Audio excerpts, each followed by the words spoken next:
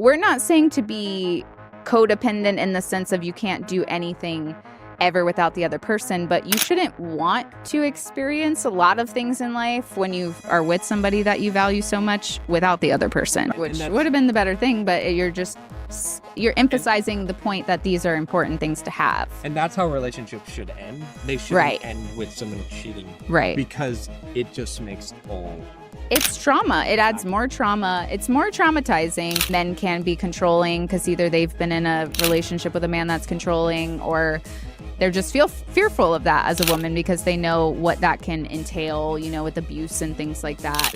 You know what I mean? I would say, are you just falling into the normalcy of dysfunctional relationships, which that might cause people to be upset. But when I had these myself, so I'm not being hypocritical. Right. I had plenty of relationships before you came along and dated plenty of people that I was in the same normal, like people acting like it's normal to live in these dysfunctional ways. Like I would go on girls' trips when I dated somebody, or I would, go out without my partner, things like that. And it didn't feel abnormal to me because society has normalized that.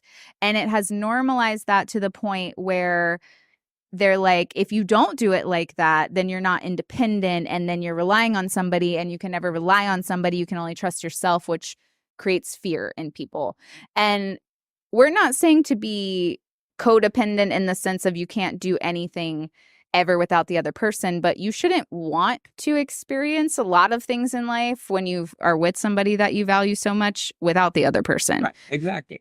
And I don't like to bring this up too much because there's so much details in my background that we did a whole episode on it, and maybe we could do another one. But, in the relationship that I was before I met you, had there been these things in place, I would have not been able to get away with what I like. Right. Obviously. So again, I'm not condoning it. I'm not, I'm just saying that take it from someone who did step outside of a relationship. Right. And again, there's more context to it. It's definitely a wrong thing for me to do, but I'm saying it so you can understand that there would have been no way possible I wouldn't have been able to do what I was doing had I not.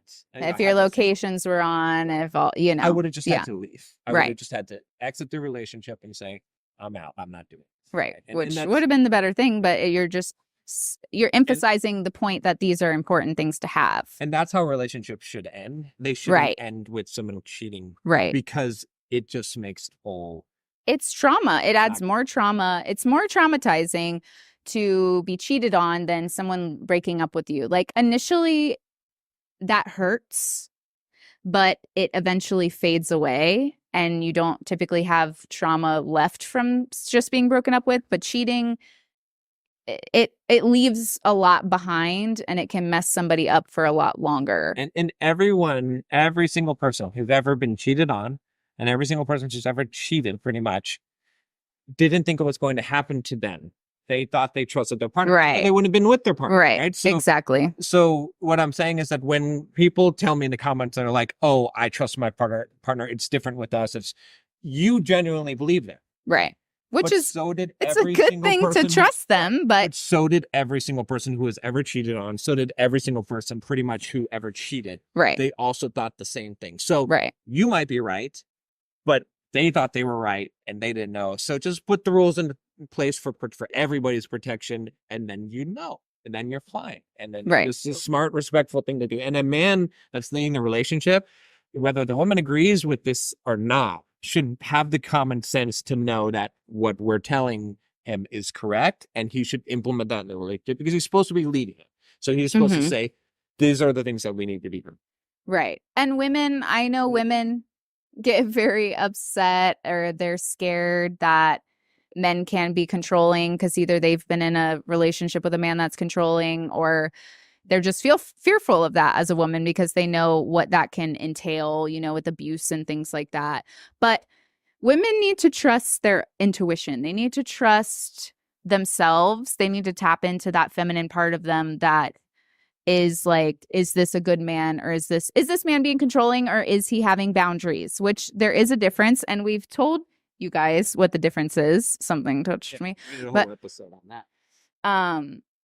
So when the guy has the talk with you and he's saying, you know, let's do these things, and they are boundaries, they're not commands or demands, trust him. Like, trust that this is what you want, because it is what you want. Don't be afraid that he's going to turn controlling. And if he ever does turn controlling, because maybe he projected a boundary, but he's now acting out of commands, you have the power to walk away as well, too. And, you know, the thing is, you can't be, as a woman, you can't be afraid forever. And I get that it's scary. And, you know, a lot of women were saying in our episode where we were talking about how a woman could do everything right and a man still leave, they're like, well, this is terrifying. And I mean, it's the reality, but that shouldn't keep you from doing the things. And if a man does these things, implements these rules in the relationship, yes, he could still, right? You could do everything right. But if you have this,